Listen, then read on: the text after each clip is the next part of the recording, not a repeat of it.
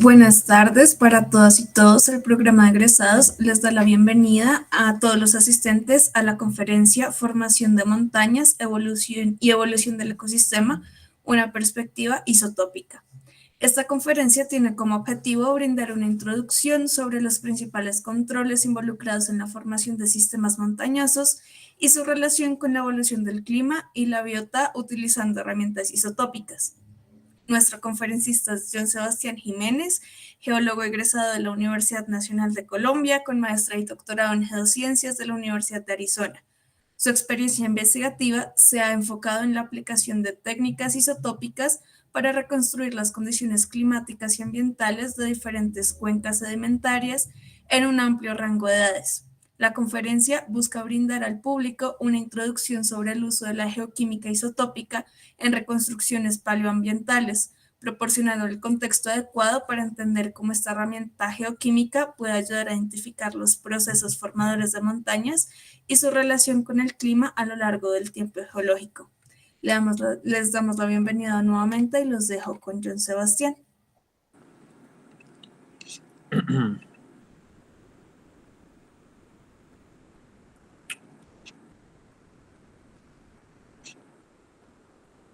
Bueno, ¿pueden ver la presentación? Sí, ahí la vemos bien. Perfecto. Listo, pues muchas gracias por la introducción, Mariana. A todos ustedes, a todos los asistentes a esta charla, primero que todo, muchas gracias. Realmente para mí es más que un placer, un honor poder participar en este espacio. Siempre es muy chévere poder contar sobre las cosas que uno ha venido trabajando en los últimos años, cosas que lo apasionan, realmente bueno. Y qué mejor que hacerlo, pues, en la que, pues, creo que es la casa de todos, ¿no? La Universidad Nacional. Entonces, pues, de nuevo, muchas gracias y espero que disfruten esta charla. Bueno, ya Mariana hizo una introducción de, pues, digamos, de mi formación profesional. Creo que no tengo mucho que añadir a lo que ella mencionó, salvo que pues, he trabajado en el Servicio Geológico Colombiano. Primero, pues, pertenecí al grupo de la Dirección de Asuntos Nucleares, en el convenio que se hizo con la Agencia Nacional de Hidrocarburos, y actualmente hago parte del grupo de Geoquímica Aplicada de la Dirección de Recursos Minerales. Bueno, empecemos con un poco de contexto. Nosotros como geólogos observamos y estudiamos las rocas como las que tenemos en esta imagen, que corresponden a la porción occidental del altiplano andino, en la frontera entre Chile y Bolivia, a más o menos 4.500 metros sobre el nivel del mar. Este tipo de, bueno, con el entrenamiento que tengo en geoquímica, geocronología, geoquímica isotópica, en sedimentología, pues puedo utilizar este tipo de materiales, este tipo de rocas, las cuales básicamente me cuentan la historia de evolución de los sistemas montañosos y las implicaciones climáticas que tiene pues, el levantamiento de dichas montañas. Bueno, pero ¿por qué estudiar las montañas? ¿Y qué tiene interesante, aparte de, digamos, más allá de nuestra curiosidad geológica, si nos expandimos a otras líneas del conocimiento, ¿por qué son importantes? ¿Por qué es importante entender la génesis de las montañas? Bueno, básicamente es porque en la topografía es donde la tectónica y el clima convergen. Las montañas, que a grosso modo son el resultado de la actividad tectónica, pues podemos observar una gran variedad de climas y de biodiversidad que se han desarrollado a través del tiempo a lo largo de gradientes topográficos. Bueno, olvidé mencionar que si tienen alguna pregunta respecto a la charla, pues la idea es hacerlas al final de la presentación. Entonces, por ahí escuché que eso no sé si hay una pregunta o es que no se está viendo, si me pueden confirmar si todo se está viendo y escuchando bien. Sí, todo se está viendo y escuchando bien. Yo envié la confirmación el formulario de asistencia por el chat. Listo, vale, perfecto. Bueno, digamos que en los últimos 40, 50 años, una serie de investigadores han buscado estudiar si existe o no una relación causal entre orogenia y clima. Básicamente, esta pregunta la hemos abordado en diferentes orógenos, incluyendo no solo los Andes, sino también el plató del Tíbet, los Alpes, y han involucrado y han abierto nuevas avenidas de investigación entre colegas de diferentes ramas, no solo pues, los que estudiamos geociencias, sino también aquellos interesados en entender la evolución climática y de la vida en el planeta. Bueno, este es el programa que vamos a desarrollar hoy.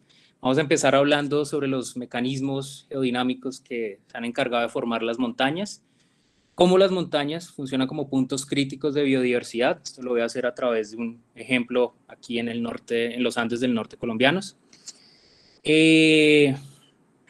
También, bueno, continuaré hablando sobre la herramienta que yo utilizo para reconstruir las historias de evolución de las montañas, que son los isótopos estables. Voy a dar unos conceptos básicos sobre ellos y cómo los podemos utilizar para rastrear los cambios de elevación en un sistema montañoso.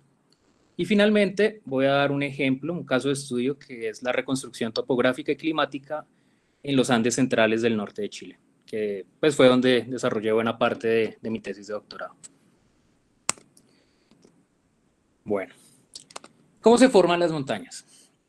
En términos muy generales, hay dos mecanismos a través de los cuales las montañas se forman. El primero es el engrosamiento de la corteza y el segundo es el desprendimiento de la base de la litosfera. Sin embargo, ¿qué son estos conceptos, no? ¿Qué es la corteza? ¿Qué es la litosfera? Como sabemos, nuestro planeta pues, no es un cuerpo hueco, ¿verdad? Por el contrario, está compuesto de diferentes, llamémoslos esferas macizas, que de acuerdo a su composición química, mineralógica y a su comportamiento mecánico se pueden diferenciar. De acuerdo a la composición, pues encontramos tres componentes principales. El primero, que corresponde al núcleo, el cual se aloja en el interior de la Tierra, corresponde al material más denso.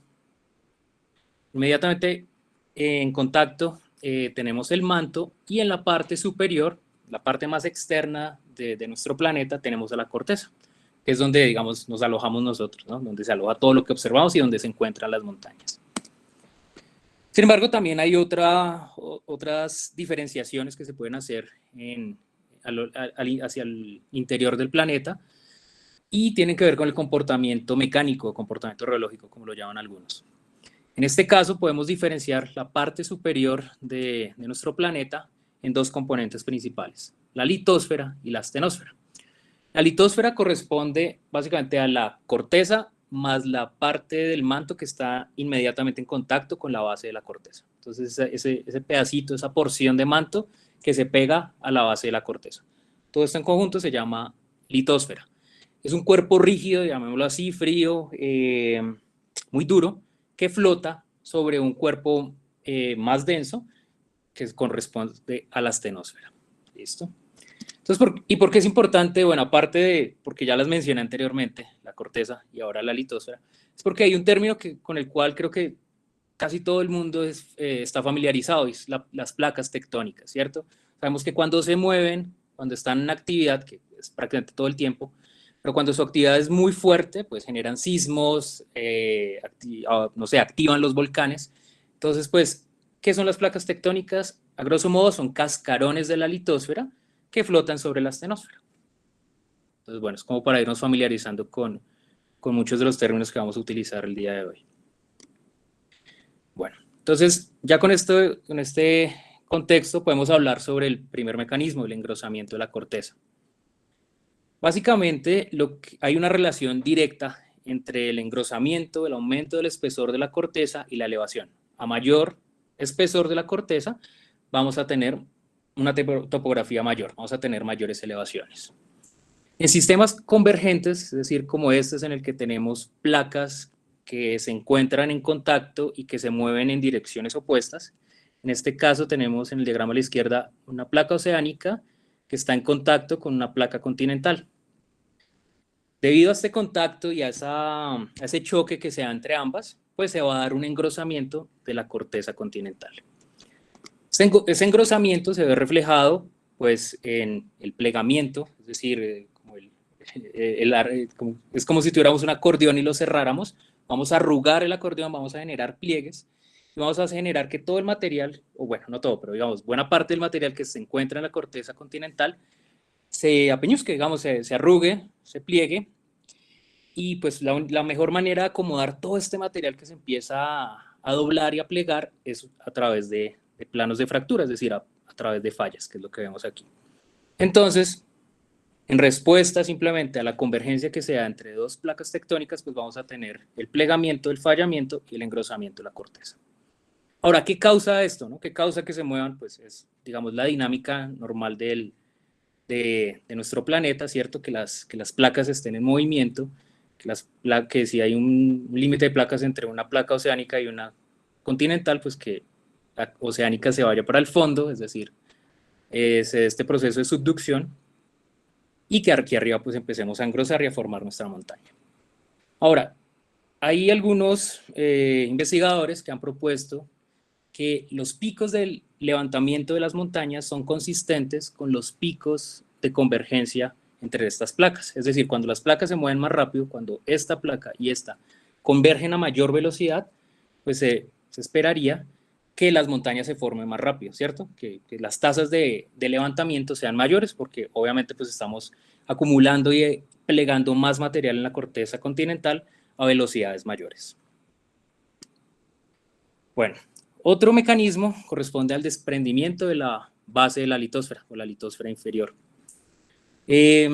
Simplemente pues producto de la actividad volcánica, de la diferenciación magmática y de este proceso mismo de engrosamiento de la corteza que mencioné anteriormente, pues la base de la litosfera se empieza a hacer inestable, empieza a acumular materiales muy, muy densos, que bueno, los que son aficionados a la petrología seguramente lo han escuchado, estas raíces de cleogitas, que tienen una densidad muy, muy densa, muy grande, que es mucho mayor que incluso el material que está debajo de la litosfera, que es la astenosfera. Entonces, pues simplemente por inestabilidad, la masa es muy grande, estas raíces se desprenden y se van para el fondo y son reemplazadas pues por material que viene de la astenosfera, que es más denso y que genera digamos, un efecto de empuje hacia arriba, causando pues el aumento de la topografía en superficie. Otro mecanismo, también asociado obviamente a la actividad, a la convergencia, es el vulcanismo, en el que pues obviamente vemos estos arcos volcánicos que se forman, como el que observamos en la cordillera central, donde tenemos los volcanes que pueden superar los 5.000 metros de elevación. Adicional a esto, pues cuando a lo largo de su historia, de su vida, llamémoslo así, de su fertilidad, los volcanes pues van a generar mucho material volcánico, material piroclástico, que se va a acumular en la superficie terrestre y que también van a favorecer al engrosamiento de la corteza y en algunos casos también van a rellenar valles y van a modificar la topografía en superficie. Bueno. Ahora revisemos un poco, hablemos un poco sobre las montañas como puntos críticos de biodiversidad. Hemos escuchado, por ejemplo, que nuestro país es quizás el país con mayor biodiversidad en el mundo. Pues teniendo en cuenta esto, quise explicar esta parte a través de un ejemplo. Es con los resultados de un estudio liderado por Karina Hurn hace más de 15 años. Ella, junto con sus colegas, hicieron una comparación. Básicamente, compilaron los registros de los periodos de intensificación del levantamiento andino, principalmente enfocados en la parte del norte, es decir, desde Ecuador hasta nuestro país y Venezuela, y lo compararon con el registro fósil de la parte occidental de la Amazonía. Sus resultados indican que los episodios, o los principales periodos de intensificación del levantamiento andino que están identificados en este diagrama por los triángulos rojos, son consistentes con los episodios de aumento de la diversidad en el ecosistema amazónico. Es algo que se ve, por ejemplo, posterior a este evento de levantamiento hacia aproximadamente 22 millones de años y aproximadamente hace 12 millones de años. Aquí vemos que después de estos levantamientos, de estos episodios de levantamiento, digamos que el aumento de la diversidad en el ecosistema amazónico pues aumentó drásticamente. Y pues esto es interesante porque no solo se da en el registro, llamémoslo animal, sino también en el registro botánico. Pero, ¿qué causó eso? Una de las razones que dan estos autores es que al tener pues mayor material expuesto en superficie, con mayores elevaciones, un mayor volumen de rocas en los Andes del norte, pues este material está expuesto a erosión y pues, a mayores tasas de sedimentación. Entonces es posible que todo este material que se erosionó, más considerando que estamos pues, en la latitud en la que nos encontramos, ¿cierto? En el trópico, con altas tasas de precipitación, causando altas tasas de sedimentación, los cuales pues se depositaron en la porción occidental del Amazonas. ¿Esto qué causó? Pues un aumento, una contribución bastante considerable de los nutrientes que provienen de los Andes del norte hacia los suelos del Amazonas. Y pues al tener pues mayores nutrientes en los suelos, pues digamos que se promovió la biodiversificación en esta zona del Amazonas. Bueno, ahora vamos a hablar sobre la herramienta que yo utilizo habitualmente para reconstruir la historia de elevación de las montañas y pues sus implicaciones en el clima. Estos son los isótopos estables. Entonces empecemos definiendo qué son los isótopos. Básicamente son átomos de un mismo elemento que difieren en el número de neutrones y por lo tanto tienen una masa diferente. Sin embargo, pues esta definición no es muy intuitiva. Creo que una estrategia muy chévere es visualizar la tabla periódica en 3 dimensiones. En este caso lo hice para 3 elementos que son el hidrógeno, el carbono y el oxígeno. Como vemos, pues cada uno de estos elementos está compuesto principalmente, no son los únicos isótopos, pero son los más abundantes o los más comunes, y corresponden a 3, ¿cierto? En este caso, pues para el hidrógeno tenemos 3 isótopos diferentes, tenemos el protio, el deuterio y el tritio, y su masa varía. ¿Qué es la masa? La masa atómica no es más que la suma de protones más neutrones. Los protones de un elemento pues no pueden cambiar. Si cambian, pues ya no estamos hablando del mismo elemento, entonces ya no serían isótopos. Entonces, ¿qué es lo que puede cambiar? Pues el número de neutrones. Para el caso del hidrógeno, los neutrones varían de 0 a 1 y 2, ¿cierto? Entonces, aumentamos la masa del protio, que tiene una masa de 1, a una de 2, es decir, del doble, que es el deuterio, y a la masa de 3, que es el tritio. Algo similar sucede para el carbono. Tenemos el carbono 12, el 13, el 14, en el cual el número de neutrones aumenta de 6, 7 hasta 8 para el caso del carbono 14. Y finalmente tenemos los isótopos de oxígeno. Tenemos el oxígeno 16, 17 y 18, en el cual los neutrones aumentan de 8 a 10, ¿verdad? Bueno, ahora, ¿qué son los isótopos estables? Los isótopos estables son aquellos que no son producto del decaimiento radioactivo, es decir, no se van a transformar en otro isótopo simplemente porque son radioactivos, es decir, nunca van a cambiar, y tampoco son el producto del decaimiento radioactivo. Siempre van a permanecer estables a lo largo de su historia. Aquí en esta cajita rosada tengo identificados los isótopos estables más livianos, que son los de nuestro interés. Particularmente, pues, el hidrógeno, el carbono y el oxígeno. ¿Por qué? Resulta que estos 3 elementos pues, están ligados directamente a los procesos climáticos, biológicos y geológicos que son claves en los ciclos de la vida, es decir, en los ciclos del agua y el ciclo del carbono. Adicional a esto, la diferencia entre las masas de sus isótopos más comunes es bastante alta. Por ejemplo, en el caso del hidrógeno. Sus isótopos más abundantes son el hidrógeno 1 o protio y el deuterio. La diferencia entre estos dos pues, es el doble. Tenemos una variación del 100% cuando cambiamos de una fase a otra. Esto, pues, además de facilitar las mediciones en el laboratorio, también nos ayuda a determinar un factor que es clave para entender, o mejor, para utilizar los isótopos estables como trazadores de procesos naturales, y es el fraccionamiento isotópico. ¿Qué es esto del fraccionamiento isotópico? Es sencillamente la diferenciación de los isótopos por su masa entre 2 fases. Una forma de entender esto es con un ejemplo muy sencillo que es la evaporación. En este caso tenemos la evaporación del agua en un lago, en el que básicamente pasamos el agua de la fase líquida a la fase gaseosa. En la fase líquida vamos a tener una relación mayor entre los isótopos más pesados versus los livianos, mientras que en la fase gaseosa vamos a tener una relación mucho menor, vamos a tener muchos menos isótopos pesados versus los isótopos livianos. Esto se da sencillamente porque los isótopos más pesados tienden a formar los enlaces más fuertes y por ende van a residir en las fases que contienen dichos enlaces. Por el contrario, los isótopos más livianos, como es el pues bueno, forman enlaces más débiles y reciben en las fases asociadas a esos enlaces. En este caso, pues la fase con los enlaces más débiles correspondería a la fase gaseosa, al vapor de agua. Ahora, ¿cómo expresamos estas diferencias? Nosotros utilizamos la notación delta, que es sencillamente una manera en la que comparamos las relaciones del isótopo pesado versus el liviano en una muestra y comparamos con dicha relación, pero en un estándar. Para el caso del hidrógeno y el oxígeno, el estándar corresponde al valor promedio del agua del océano, que pues para fines prácticos va a tener un valor isotópico de tanto de hidrógeno como de oxígeno de 0.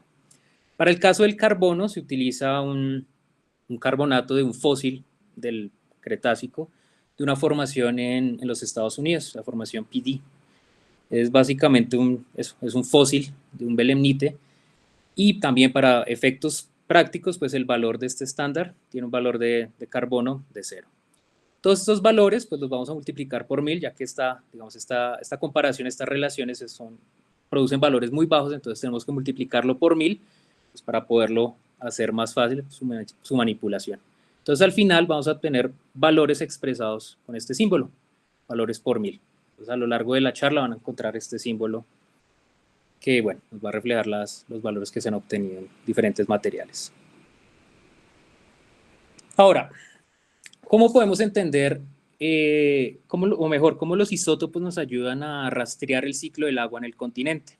Que es básicamente lo que nos interesa, ¿cierto? Ya que estamos hablando de montañas. Bueno, primero preguntémonos por qué llueve. Básicamente es una función de la temperatura. El vapor de agua, imaginémonos, es una nube, reduce su capacidad, o mejor, aumenta o alcanza la mayor capacidad de contener agua en estado gaseoso cuando las temperaturas son altas. A medida que las temperaturas descienden, lo indica esta curvita azul, pues la capacidad del vapor de agua, de contener el agua en esa fase, pues se reduce y lo que va a hacer es desprenderse de esa agua. ¿En qué? En forma de lluvia o de caída de nieve, es decir, va a transformar el agua que estaba en la fase gaseosa a una fase líquida o una fase sólida. Simplemente ¿por qué? Por la disminución de la temperatura. Entonces, a medida que la masa de aire se enfría, la precipitación va a proceder. Ahora, ¿cómo podemos utilizar los isótopos estables para rastrear este proceso de la precipitación? Bueno, en este diagrama de la izquierda tenemos en el eje Y los valores isotópicos de oxígeno. En el eje X, la parte de abajo, tenemos la temperatura del vapor de agua, es decir, de la nube. Y en la parte de arriba del eje X también tenemos la fracción residual, es decir, la cantidad de nube o de vapor de agua que va a permanecer en el sistema. A la izquierda, este valor de 1 nos implica que la nube está a su máxima capacidad, está totalmente cargada de agua, ¿cierto? En este punto tenemos una temperatura de 20 grados Celsius. Si reducimos la temperatura un poquito, digamos a, no sé, 19.9 grados, la nube pues va a perder un poquito de su capacidad de contener agua, entonces va a darse la precipitación y el valor isotópico de la nube en este punto va a tener un valor de delta del oxígeno 18 de menos 9 por 1000. Y las primeras goticas que se van a presentar, las primeras gotas de precipitación, van a tener un valor isotópico de delta del oxígeno 18 de 0. Es decir, un valor mucho más positivo, ¿cierto? Un valor mucho mayor. ¿Por qué? Por lo que mencionamos anteriormente. La fase líquida va a tener una proporción mayor de los isótopos pesados, en este caso el oxígeno 18, versus los isótopos livianos, en este caso el oxígeno 16. Mientras que la fase gaseosa va a tener una relación diferente, va a tener una relación inversa. Vamos a tener menor proporción de isótopos pesados versus los livianos. Ok. Bueno, ¿qué pasa si la nube empieza a enfriarse gradualmente y alcanza una temperatura cercana, no sé, a los 11 grados? Pues bueno, a medida que se va enfriando, pues va a ir perdiendo más y más agua, ¿cierto? Ya va a tener mucha menos agua en fase gaseosa y la firma isotópica, tanto de la nube como del producto de precipitación, van a ser progresivamente mucho menores. Entonces, a medida que reducimos la temperatura, los valores isotópicos del reservorio y del agua líquida van a ser progresivamente menores. ¿Qué pasa cuando pues, la temperatura es bastante baja? O sea, está por debajo de los 0 grados, pues vamos a empezar a precipitar ya no agua en fase líquida, sino agua en fase sólida, es decir, copitos de nieve. Entonces, para este caso, el fraccionamiento es mayor entre la fase gaseosa y la fase sólida, y los valores van a ser los más negativos de todos los que hemos observado en estos tres ejemplos, ¿cierto? Entonces, como vemos, los valores isotópicos están condicionados por la temperatura. Ahora, ¿cómo relacionamos precipitación, ciclo del agua, isótopos estables y elevación? Bueno, como mencioné, una forma, o sea, el factor que detona la lluvia es la disminución de la temperatura, es decir, el enfriamiento del aire. Y una forma clave de entender esto es hacerlo en las montañas. En las montañas, como vemos, pues las temperaturas son considerablemente menores que lo que se observa, digamos, en las costas o en las zonas más bajas. Simplemente vale pensar en un ejemplo que es viajar desde Villavicencio hasta, no sé, hasta Bogotá o hasta Chingaza. Vamos a ver que a medida que vamos subiendo, las temperaturas son cada vez más y más bajas. Entonces hay una relación inversa entre temperaturas y elevación. Ahora pensemos cómo podemos rastrear desde la fuente misma del vapor de agua hasta la lluvia que obtenemos en la cúspide de una montaña. Nuestro principal reservorio de agua en el planeta es el océano, es el más grande, y está constantemente expuesto a evaporación. Cerca del 10% de la evaporación que se da en el océano logra sobrevivir, digamos, no retorna nuevamente a la zona en forma de precipitación, sino que se escapa como vapor de agua y empieza su travesía hacia el continente. A medida que se interna en el continente y empieza a ascender, eso se llama, bueno, simplemente como es el levantamiento del aire, ¿cierto? Es un levantamiento orográfico, eso digamos, es como el término adecuado. Pues este vapor de agua va a empezar a reducir su temperatura, por ende, pues su capacidad de contener agua en estado gaseoso. Entonces, a medida que ascendemos, la temperatura disminuye y hay mayor y mayor precipitación. Entonces, en las zonas bajas, pues vamos a tener valores isotópicos relativamente altos, perdón, y a medida que aumentamos la elevación, las temperaturas van a ser menores, va a ir progresivamente perdiendo más y más agua, y los valores isotópicos van a ser mucho más negativos. Entonces, digamos que hay una relación inversa entre la elevación, la temperatura, y entre la elevación y los valores isotópicos de la precipitación, de delta del hidrógeno y delta del oxígeno. Bueno, quise ilustrar esto con un ejemplo real. Esto corresponde a unas muestras que se tomaron hace un par de años en una salida de campo con mis compañeros del servicio biológico, en el que tomamos muestras a diferente elevación en la vía Villavicencio-Bogotá. En este caso no eran muestras de lluvia, sino eran muestras de agua escorrentida, de ríos y de quebradas pequeñas. Aquí vemos cómo los valores isotópicos varían, haciéndose más altos o mayores en las zonas de menor elevación y progresivamente más bajos en las zonas de mayor elevación. Entonces aquí en cerca de 3.000 metros de elevación tenemos valores cercanos a menos 11, mientras que a elevaciones cercanas a los 900 metros sobre el nivel del mar, los valores isotópicos del oxígeno 18 son mayores, son cercanos a menos 6 por mil. Bueno, ahora quiero charlar sobre un ejemplo, un caso de estudio, que fue uno de los capítulos de mi tesis de doctorado, que fue la reconstrucción de la topografía y del clima durante el Cenozoico en los Andes centrales del norte de Chile. Como sabemos, pues hay un principio que rige nuestro trabajo como geólogos, y es que el presente es la clave del pasado. Esto digamos que lo promovió Charles Lyell unos siglos atrás. Y bueno, nosotros ya hablamos de cómo funcionan tanto las técnicas isotópicas y cómo se forman las montañas finalmente hoy en día, ¿cierto? Ya entendemos más o menos cómo funciona el presente. Ahora veamos cómo podemos irnos hacia atrás y ver cómo, pues cómo es el comportamiento de las montañas, en este caso los Andes centrales, en el pasado. Primero empecemos hablando sobre el método que utilizamos, ¿cierto? Los isótopos estables. ¿Cómo podemos registrarlos y reservarlos a lo largo del tiempo geológico? Bueno, para este estudio yo utilicé principalmente dos materiales. El primero corresponde al vidrio volcánico y el otro son los palosuelos y nódulos calcáreos. El vidrio volcánico, que es el principal, o es uno de los principales componentes de la ceniza volcánica, es decir, el material que sale a superficie posterior a un proceso de erupción, pues básicamente se deposita en la superficie del planeta. Una vez se deposita en la superficie, empieza su proceso de hidratación con el agua circundante, bien sea agua de un río porque lo está transportando un sistema fluvial, o de un lago porque cayó en un lago, o también del agua misma de precipitación que la empieza a hidratar.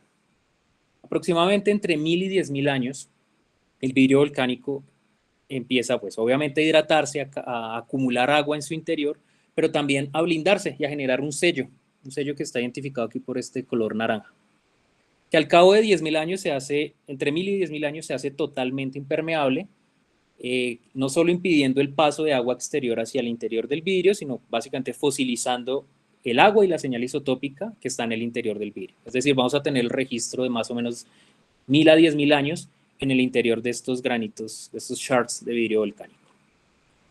Entonces lo que se hace simplemente en el laboratorio es recolectar estas rocas volcánicas que tienen mucho vidrio, lo separamos, lo revisamos en el microscopio que no tenga alteración y lo analizamos en el laboratorio. En este caso se mide es la firma isotópica de hidrógeno, no de oxígeno, solo de hidrógeno, que corresponde a la firma isotópica del hidrógeno del agua que estuvo en contacto con este vidrio durante los primeros 1000 a 10.000 años posteriores a su depositación. El otro material, como mencioné, son los paleosuelos y nódulos calcáreos. Estos, pues, como sabemos, se forman en la superficie de la Tierra y pues están básicamente alimentados de agua de precipitación, agua meteórica.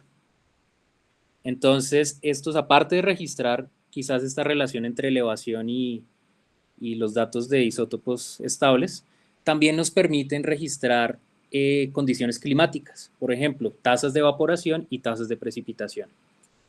En estos nódulos, básicamente lo que hicimos fue evaluar si las condiciones habían aumentado o se han hecho, es decir, si las condiciones se han hecho más húmedas o más áridas, utilizando los valores de oxígeno, de delta del oxígeno 18. Valores altos los asociamos a condiciones más áridas, mayor evaporación, menor precipitación, mientras que los valores más bajos corresponden a tasas de precipitación más altas y menor evaporación, es decir, a condiciones mucho más húmedas.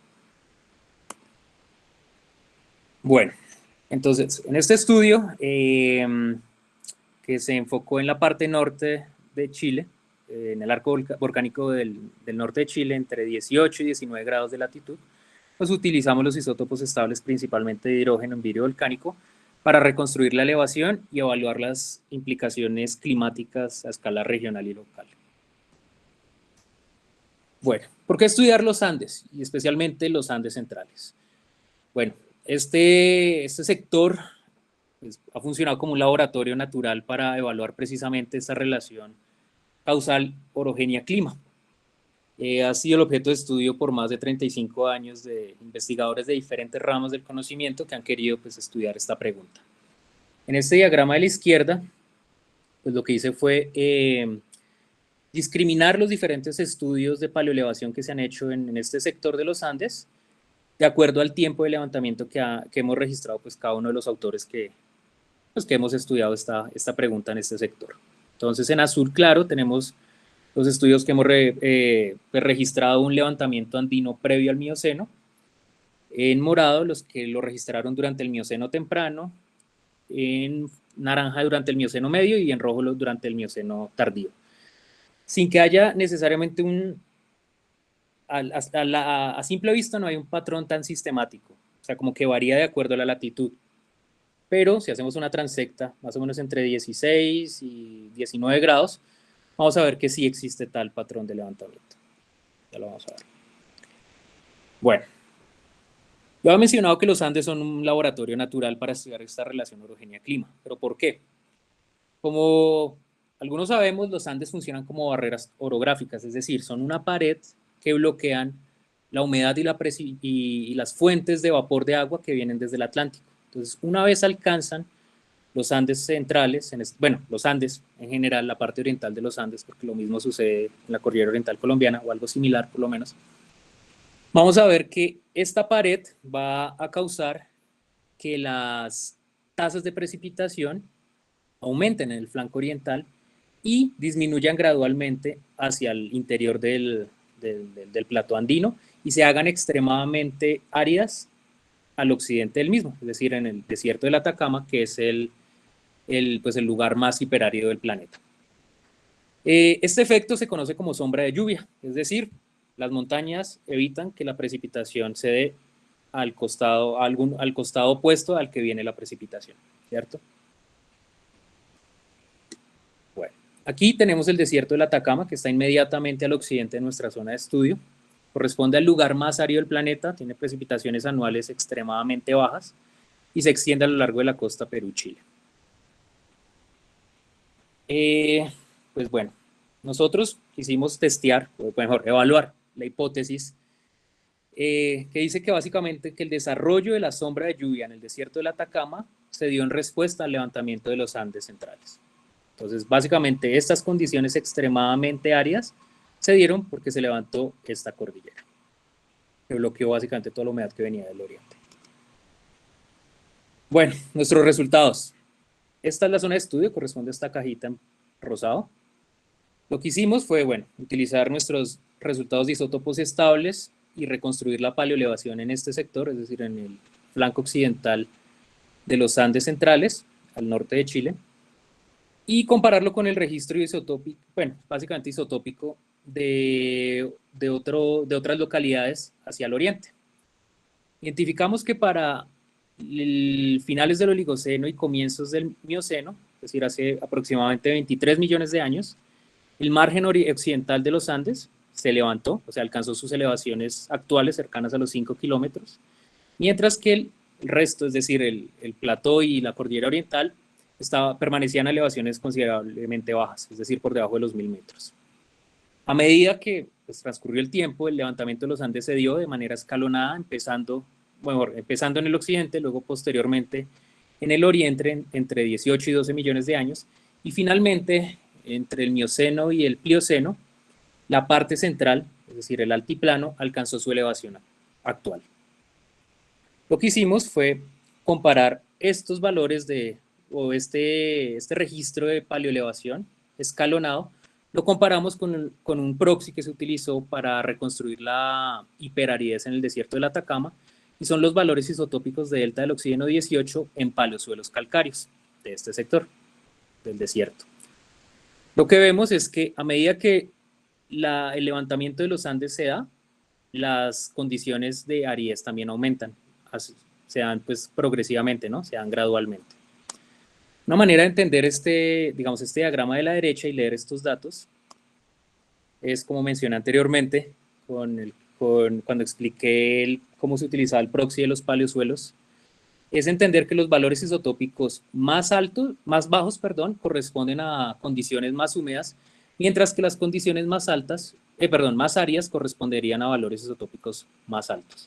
Y es lo que vemos acá. Hay un progresivo aumento en los valores isotópicos de los paleosuelos del desierto del Atacama, que son consistentes con este levantamiento escalonado. Ahora, también comparamos los datos de isótopos estables de carbono. También vemos que hay un progresivo aumento, es decir, los valores se hacen más positivos, que coincidencialmente son consistentes con con el cambio de elevación en los Andes centrales.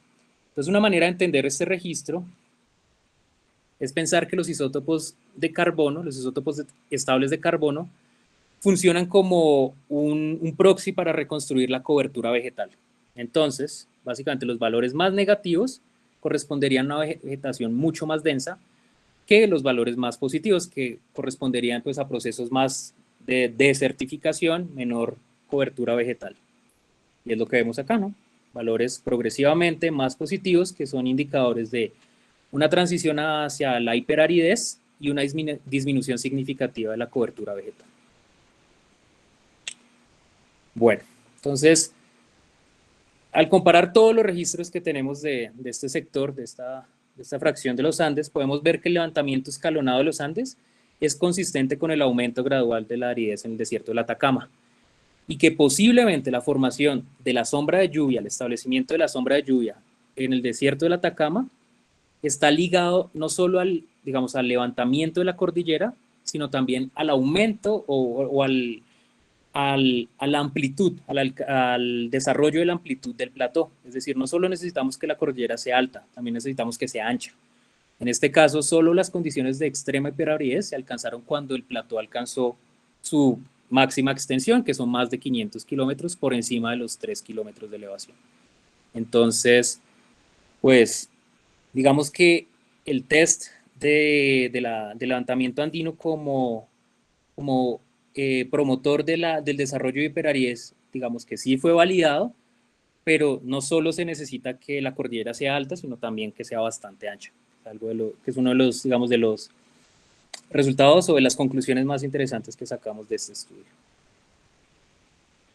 Bueno, hice un resumen básicamente de lo que acabo de presentar. Básicamente la paleoelevación nos da una información sobre la tectónica y el clima. El levantamiento andino, vemos que es un proceso que se da a lo largo del tiempo, es transgresivo en el tiempo, sugiere el funcionamiento diacrónico de muchos mecanismos en diferentes pues, porciones de los Andes. Y vemos que el levantamiento andino está íntimamente ligado al desarrollo del clima, al menos a escala local y regional. Entonces, pues vemos que la desertificación en el Atacama imita, sí, básicamente imita el levantamiento escalonado de los Andes centrales. Bueno, pues muchísimas gracias. Yo quería concluir esto con un par de proyectos, mencionando un par de proyectos en los que estoy trabajando actualmente, y son preguntas que pues, me gustaría desarrollar, obviamente aprovechando que estamos en un lugar fascinante como son los Andes del Norte hasta pues, a la latitud en la que estamos, ¿cierto? En el trópico, y ver cuál es el rol del levantamiento de esta porción de los Andes, no solo en el ciclo del carbono, sino también en la historia de enfriamiento y calentamiento en el planeta. También ver cómo la variabilidad en los patrones de precipitación y evaporación en los diferentes flancos de las cordilleras, principalmente en la oriental y la central, han afectado pues la respuesta biótica. Ojalá, pues, si es posible, ver todo el registro desde el inicio del Cenozoico hasta el presente.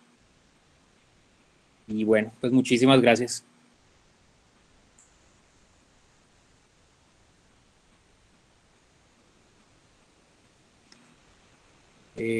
Bueno, no sé si hacer alguna pregunta.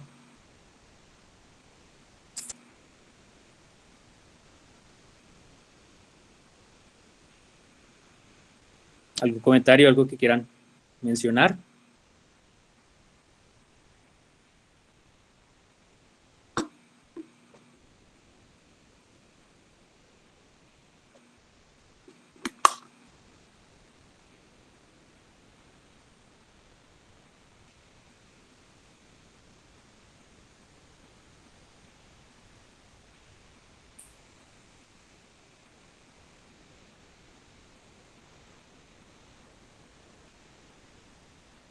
Bueno, no sé.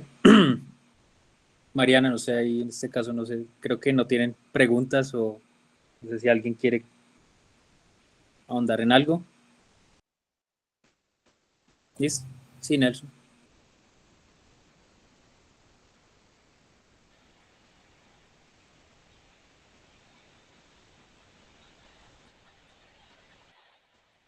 Nelson, no le escuchamos.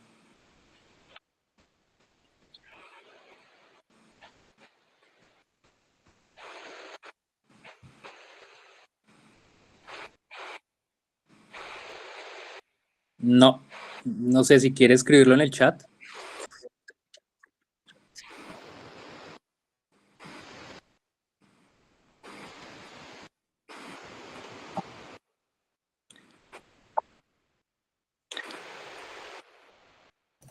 En el chat, José Carmelo Murillo pregunta, ¿estos procesos de los Andes centrales también ocurrieron para la formación de la diagonal árida? Bueno, pues realmente no sé a qué se refiere con la diagonal árida. Si pudiese ser más claro, porque no estoy familiarizado con, no sé, el término diagonal árida.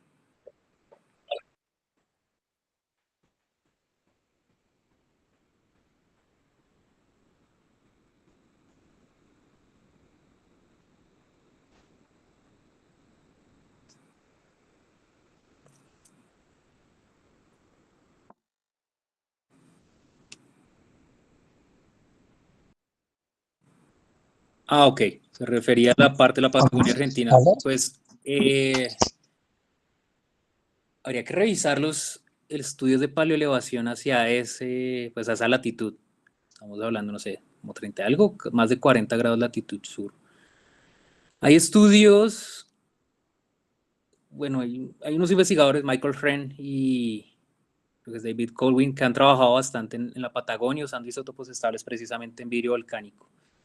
Sin embargo, muchos de sus estudios no se han enfocado en estudiar la sombra de lluvia, sino más digamos, el efecto del pasaje de Drake.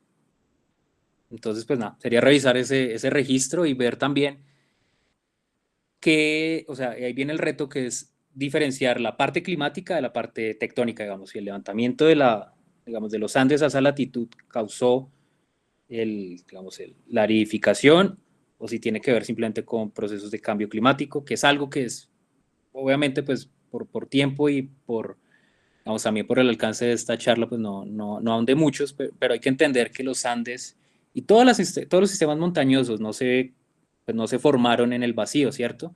Se formaron durante procesos de cambio climático a escala global, cambios en la vegetación, niveles de CO2, que también pues irrumpieron y seguramente causaron algún efecto, no solo en la señal isotópica, sino también pues en la montaña misma, ¿cierto? Entonces, cuando nosotros hacemos las reconstrucciones paleoclimáticas, tenemos en cuenta pues el cambio climático, intentamos adaptar algunos de esos procesos de cambio climático para pues, no exagerar o, digamos, no sobreestimar, pero principalmente no subestimar las elevaciones. Entonces, pues el reto principal ahí es, como le digo, diferenciar la señal química de la señal tectónica. Listo. Creo que Nelson había levantado la mano. No sé si ahora sí ya lo podemos escuchar. Sí, sí, gracias. Mira, Sebastián, me interesa tu opinión respecto a cómo esa relación que encontraron entre ancho de la cordillera y altura de la cordillera para generar el efecto de sombra de lluvia, cómo, digamos, se produce en el caso ya de Colombia, donde se abre la cordillera en tres ramales, ¿no? De alguna manera, cómo ese efecto puede modificarse o ser modificado por los valles interandinos en el caso colombiano. Pues es algo bien curioso.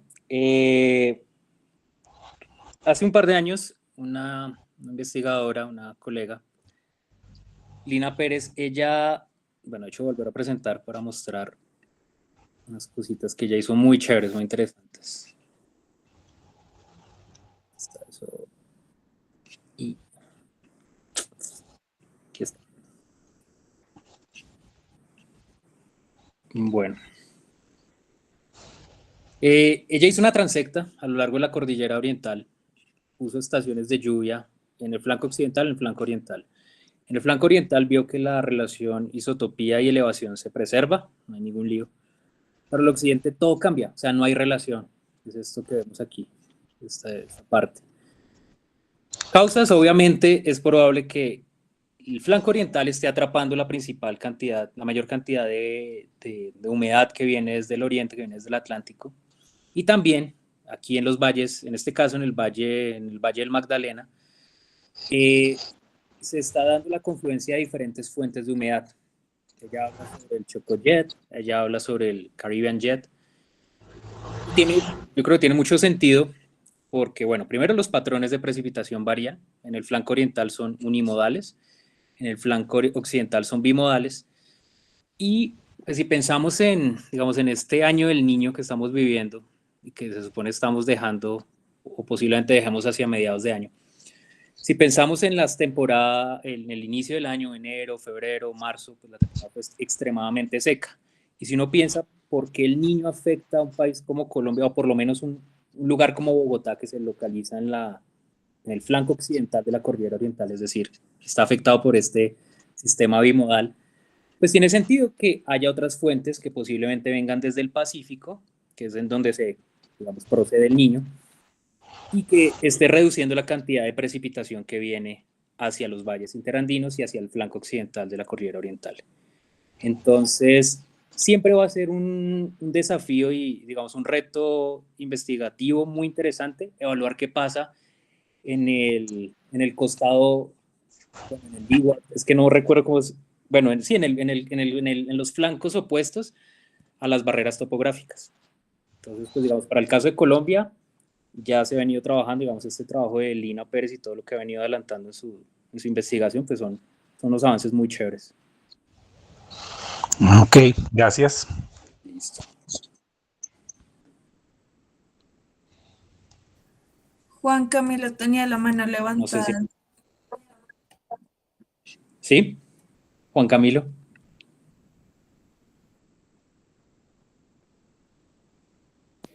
Hola, Sebastián, muy buena presentación, interesantes datos. Si no tengo una duda, yo no soy muy experto en esas metodologías, pero me da curiosidad el tema de los carbonatos en los paleosuelos. Entonces, digamos que yo veo el potencial en esos climas áridos porque pues la precipitación hoy en día no me va a modificar mucho esos datos primarios de esos carbonatos en los paleosuelos. Pero ¿cuál es el potencial, por ejemplo, en Colombia, donde tenemos esos climas tan húmedos, ¿sí? Y pues no sé hasta qué punto esos paleosuelos me van a preservar esas firmas isótopicas primarias, porque pues, la lluvia es tan intensa. Entonces no sé tú qué comentario puedes tener. Yo la verdad quedaría muy curioso con esa parte. Urris, ¿qué más? Bueno, realmente, más que curioso, yo diría que el potencial es casi nulo. O sea, aquí las tasas de precipitación son extremadamente altas y la mayoría de suelos son, pues no sé, son suelos, casi todos son ricos en aluminio porque llueve mucho y es lo único que queda. Entonces es muy probable que estos suelos no se, o sea, no se preserven. En el trópico es muy, muy jodido. Yo realmente que sepa, no hay registro de, digamos, de estos paleosuelos calcáreos en que, pues acá en Colombia. No sé, de pronto apostarle a lugares áridos, no, pues no son hiperáridos, pero digamos, ir a la Tatacoa, quizás en esos registros digamos, en la venta, esos registros del Mioceno, puede que haya algo. Sé que hay palosuelos, pero no sé si hay nódulos calcáreos o algo por el estilo que se haya preservado. Pero, uy, el potencial de preservación sería muy, muy, muy bajo. Entonces, digamos, en un país como Colombia es muy complicado hacer paleoelevación porque el material está afectado, digamos, incluso las cenizas volcánicas que uno pueda encontrar seguramente están, pues yo he observado algunas se pueden preservar algunos charts, pero la gran mayoría están pues ya transformados en arcillas. Entonces, pues si eso es para los silicatos, imagínate para el carbonato.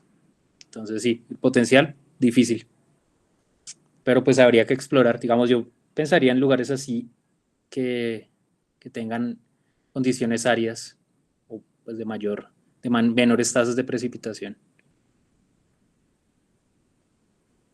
Listo, gracias, Sebastián. Me quedó muy claro. Toca entonces en esas áreas mucho más con esos climas tan extremos, ¿no? Áridos. Ajá.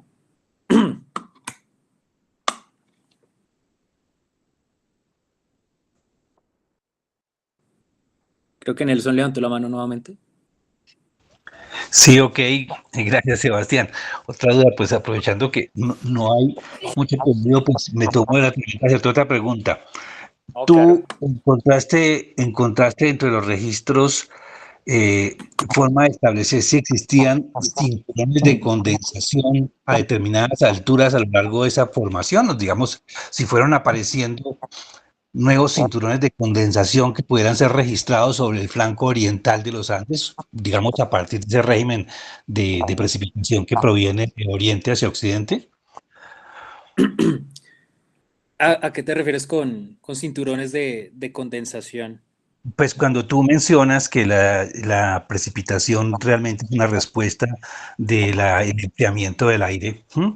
Entonces en la medida que se asciende en la cordillera, aquí por lo menos hemos encontrado zonas donde por alguna razón a determinada altura, que corresponde a determinada temperatura, pues se presenta un área de mayor precipitación, digamos que como que coincide, que la nube se descarga a determinadas alturas y a medida que la cordillera se levanta más, pues se forman más cinturones de precipitación o áreas de precipitación de determinada altura o fajas de precipitación, por decirlo de esa manera. No sé si eso está, si ese hecho, por lo menos en la cordillera oriental, es muy claro, marcado entre los 1200 a los 1800 y hay un tercero cerca a la formación del páramo. Por eso, pues en el páramo ya sube fundamentalmente neblina y la precipitación es mucho muy inferior. Pero me gustaría saber si, digamos, ese seguimiento podría permitirle a uno ver si ese comportamiento se ha mantenido, que es precisamente, digamos, que lo que de alguna manera genera la sombra de lluvia, la pérdida de la capacidad del aire de contener agua, ¿no? Sí, digamos, muchos dicen que por encima de los 2.500 metros ya se puede generar una sombra de lluvia efectiva. Otros pues dicen que no, y digamos, el estudio que hicimos allá en los Andes al parecer también soporta eso, que no es tanto lo de la elevación. Y en cuanto aquí a la cordillera, pues digamos, aparte del estudio de Lina, también hay algunos, bueno, lo que hace el IDEAM de poner sus estaciones de precipitación, pero no hay un estudio, digamos, comprensivo, digámoslo así, que haya evaluado eso no solo a través del orógeno, sino también a lo largo. Digamos, sería muy interesante para identificar esos cinturones que tú mencionas, pues hacer varias estaciones a lo largo de la latitud, o sea, a través del, pues digamos, hacia el rumbo de la cordillera. O sea, Sí. estaciones a diferentes elevaciones, pero también a diferentes latitudes. Ahí se podría evaluar realmente, pues si se puede constreñir, si se pueden definir estas cintas, estos cinturones de precipitación. No, sería una idea que sería muy bacano de evaluar. Y ver qué sucede al otro lado. Ver si eso es, o sea, cuál es la respuesta de la precipitación al otro lado y si esos cinturones se respetan o qué sucede. Ese dato que das de los 2500 para sombra de lluvia, ¿tiene alguna soporte, digamos, alguna publicación? Pues bueno, no era más que todo como las charlas que tenía con mi asesor, pero no, sí, él hizo una recopilación y tiene un estudio en Bolivia, eso sí fue en el flanco oriental de la cordillera oriental en Bolivia, en el que, de acuerdo a los datos de isotopía y de precipitación, más o menos veían que después de los 2500, en teoría, podía darse la sombra de lluvia, pero tenía que echar cabezas si realmente eso está más soportado. O sea, era más la conversación y unir lo que hablábamos cuando discutíamos sus artículos. Pero pues sí, Ok. habría que revisarlo. Vale, Pero algo muy gracias. interesante de lo que mencionas y es también el relieve. O sea, uno a veces encuentra cambios de relieve muy, muy bruscos, en especial aquí en Colombia, que pueden afectar totalmente digamos, esta sistematicidad que uno pretende evaluar. Entonces también sería otra línea de estudio de investigación. Ok. Muchísimas gracias, Sebastián. Vale, Nelson. Gracias.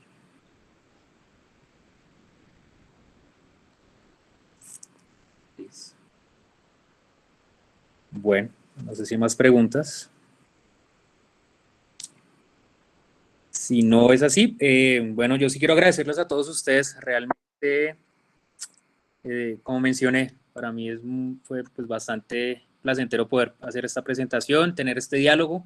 En últimas, iba más allá de una presentación, pues como compartir algunas ideas y discutirlas pues, con la comunidad de la Nacional. Y bueno, esperemos que se sigan promoviendo estos espacios. Aprovechar y agradecerle al programa de egresados, pues, por promoverlos y, bueno, muy pendiente de a las demás charlas.